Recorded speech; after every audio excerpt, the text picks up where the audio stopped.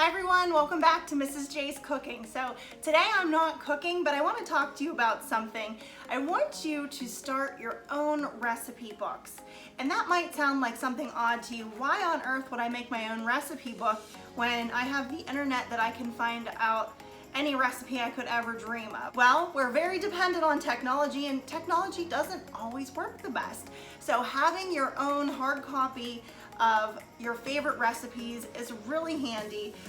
This is something that a lot of cooks do and something I do. I have my own recipe that I put, some of my favorite things that I use most often. I have my own collection, and you could do this in any type of book. You could have a notebook, you could have a composition book like this, you can make a binder with little plastic sleeves. Maybe you want to do the traditional recipe cards. For instance, this was my mother-in-law's recipe box, and she just has lots of little recipes stuffed down in here, and you can see, it depends how you want to keep it. I have a little binder. This was my dad's, and it has all of the recipes that he loved. Well, how you organize it is your own way. I want to show you how I've organized mine, and some of you I know are so good at making your interactive notebooks and organizing stuff. This might be something nice for you to do, but what I love about keeping this is I have access to it whenever I want. And it's much easier for me to grab this book than it is to try to pull up something on my phone.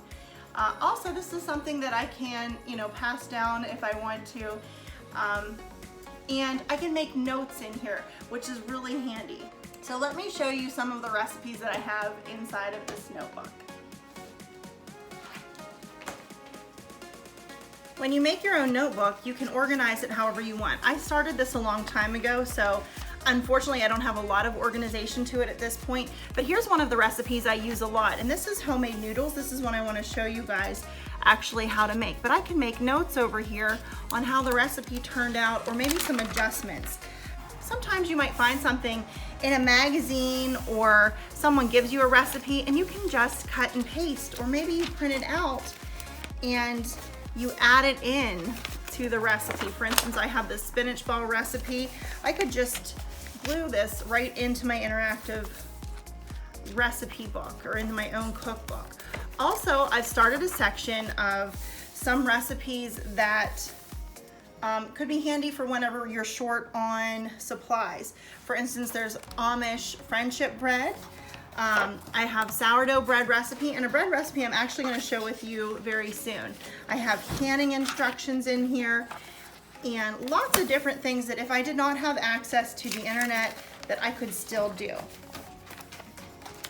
So there's just some of my recipe book. So now that I've shared with you about my own recipe book or my own cookbook, I hope I've inspired you to get started on your own. Now, you might not have all of the supplies to do that at this time. Find what you can, start organizing it, and then whenever you're able to, start putting it together. You won't regret it. It is something very handy. I can't wait to hear how your recipe books come along through the next couple months. I'll be giving you recipes that you can actually add on to it, and don't forget, you could print off these recipes too and just glue them right in here, or maybe you have a binder with plastic sleeves. Comment down below any recipes you'd like me to show you how to make in the next videos that will be coming soon. Thanks guys, bye!